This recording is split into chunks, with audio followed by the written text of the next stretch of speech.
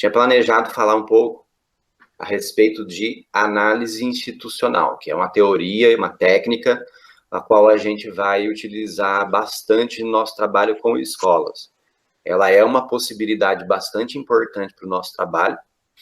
Ela não é, assim, uma teoria muito fechadinha, no sentido de ter algo muito bem definido, como que faz assim, começo, meio e fim, porque, na verdade, a análise institucional é um nome para várias possibilidades de trabalho dentro de instituições.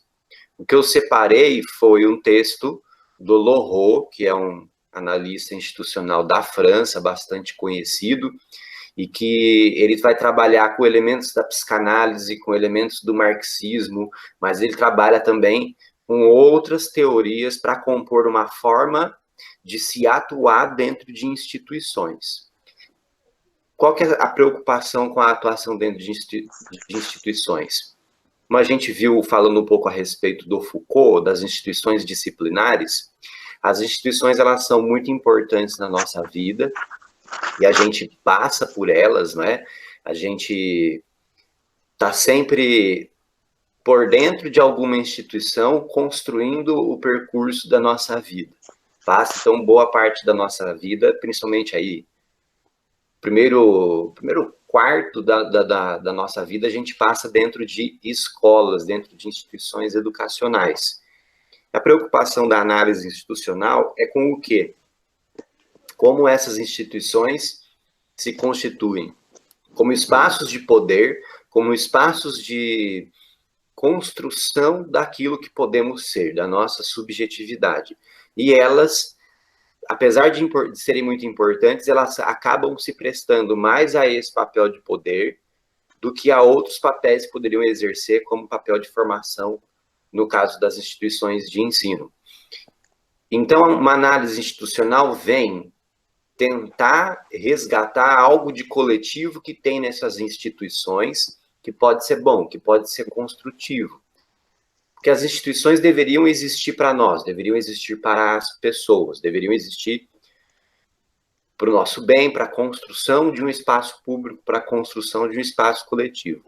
Mas acaba que elas são estruturas que são verdadeiros pilares na constituição de um sistema de poder que está acima de todos nós. Talvez a gente não diria acima, mas que passa por todos nós, que passa por dentro de todos nós, né?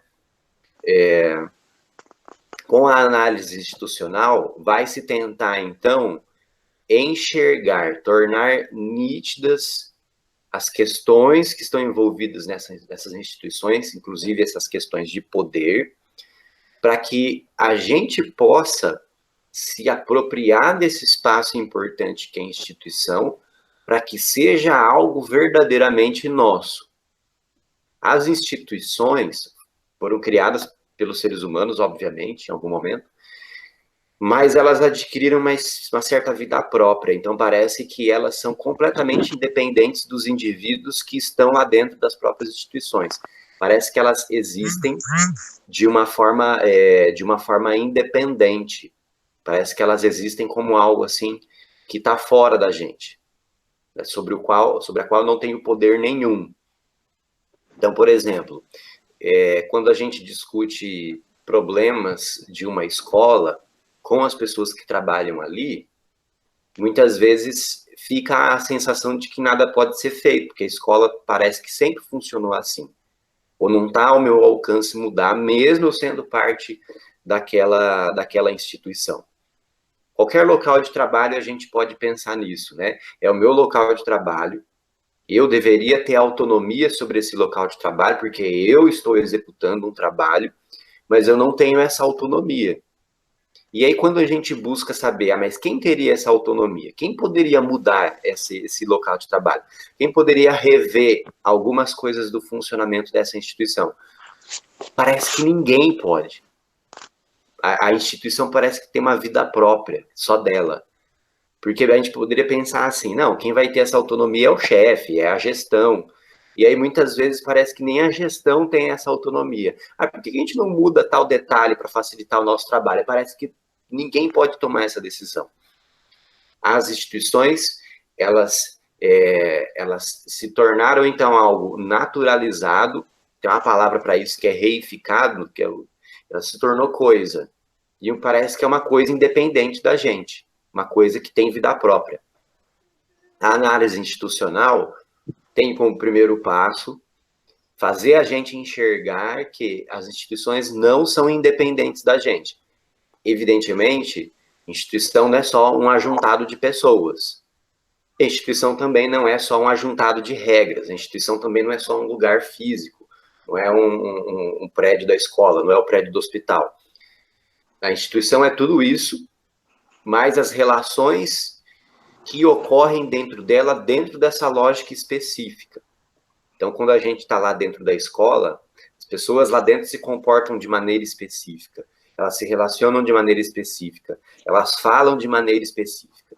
O professor, ele encontra o aluno fora da escola, ele até estranha como é diferente o jeito do aluno tratá-lo fora da escola. É muito diferente daquele jeito que ele o trata dentro da escola.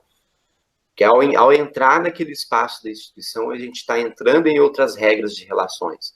A gente está entrando em outras dinâmicas da própria subjetividade, do que a gente sente, do que a gente vive, do que a gente se permite viver, do que a gente se permite fazer lá dentro.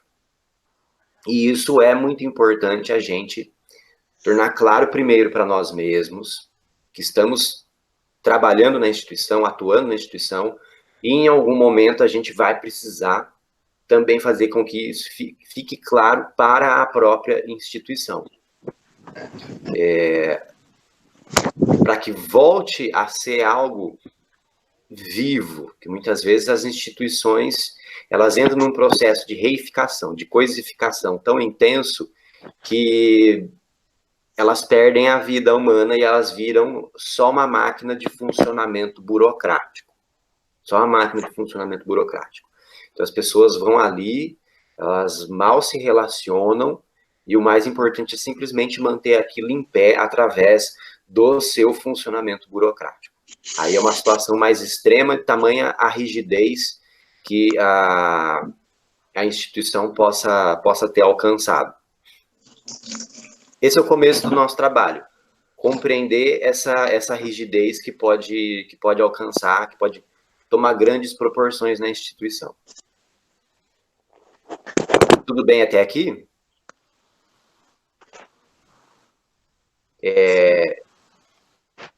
Pessoal, quando não tiverem falando, desliga o microfone, por favor.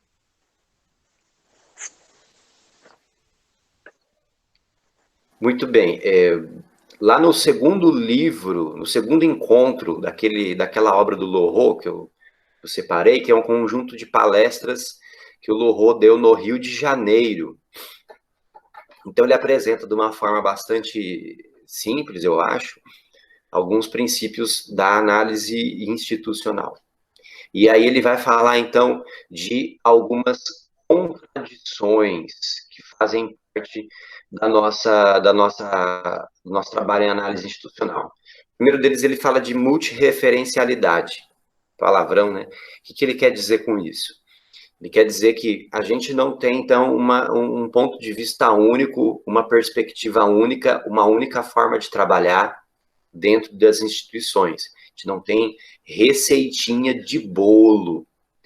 Que muitas vezes, em alguns aspectos, a psicologia ela é bem apegada à receitinha de bolo, né? Como que faz o psicodiagnóstico? Como que aplica o teste? São técnicas muito fechadinhas, de uma execução muito estrita, e a gente acaba se prendendo a isso, a um passo a passo previamente dado. O trabalho em instituições não tem esse passo a passo previamente dado. Por isso que eu sempre falo da distinção do trabalho na instituição e do trabalho na clínica. O trabalho na clínica acaba sendo um pouco mais restrito, né? Tendo esse passo a passo, tendo esse formato mais fechadinho. O trabalho na instituição não permite ser tão fechadinho. A gente tem até algumas ações que a gente sabe que a gente vai desenvolvê-las sempre. Por quê? Porque fazem parte de um funcionamento institucional característico, como que a maioria das escolas funcionam. Então, algumas coisas a gente sabe que vão funcionar em diversas escolas. como por exemplo, os grupos com alunos. A gente sempre vai trabalhar com isso. E tem alguns princípios gerais para esses grupos, mas não vai ter, assim, um passo a passo muito fechadinho sempre de como fazer esses grupos. A gente está sempre aberto a repensar o nosso trabalho ali, justamente porque para a gente evitar o movimento de virar coisa junto com a instituição. A partir do momento que a gente está com uma prática muito certinha, sempre fazendo as mesmas coisas, sempre fechado num conjunto de técnicas muito estritas, a gente está correndo o risco de entrar também nesse movimento de virar uma coisa junto com a instituição, de virar pedra, de perder a nossa mobilidade, de perder a nossa vida, a vitalidade ali dentro da instituição, né? Tem algumas das contradições que estão no texto que eu vou deixar para comentar numa próxima.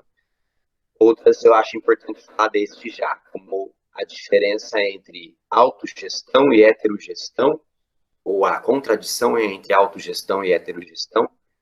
A palavra heterogestão sugere que existe um outro que faz essa gestão, que comanda esse espaço, que comanda as nossas ações ali.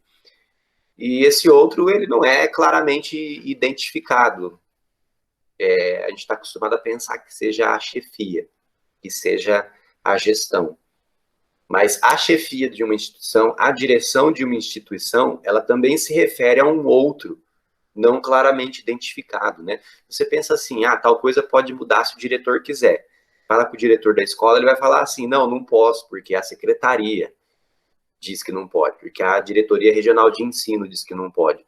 Então, parece que nunca temos a autonomia para decidir.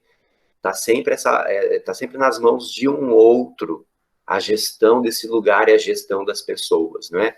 É a contradição com a autogestão. A gente tenta promover momentos e espaços em que a autonomia esteja realmente em nossas mãos. Então, nos grupos, por exemplo, a autonomia está nas mãos dos oficineiros e a gente tenta construir essa autonomia com os participantes das oficinas. É que leva tempo. Os participantes das oficinas, sejam alunos, sejam professores, eles não entendem essa autonomia que eles têm. Esse não entendimento da autonomia, ele pode se manifestar de algumas formas. Uma delas, principalmente se tratando de adolescentes, de crianças, é não compreender o que é a liberdade que a autonomia proporciona e fazer bagunça, simplesmente fazer bagunça, né? Parece que existe aí, então, uma sensação de liberdade com a qual o indivíduo não sabe lidar. E aí vai achar que a oficina é só brincar, correr, pular, e tem uma dificuldade de construir outras coisas naquele espaço sem ser essa dispersão completa.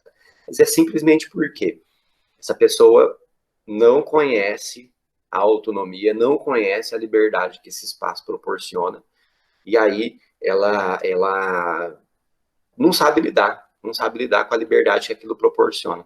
É muito para a mente dela, é muito para o corpo dela, essa liberdade, né? Então, essa autonomia, ela tem que ser construída com o grupo, a gente tem sempre que tê-la como o nosso objetivo. Não podemos esquecer que é esse nosso objetivo da autogestão. Se um dia a instituição toda vai alcançar, honestamente acho difícil, a não ser em experiências mais radicais de transformação da instituição toda. O que a gente consegue é ir pouco a pouco ampliando esse espaço de autogestão, esse espaço de autonomia que é possível dentro das escolas com as quais a gente trabalha.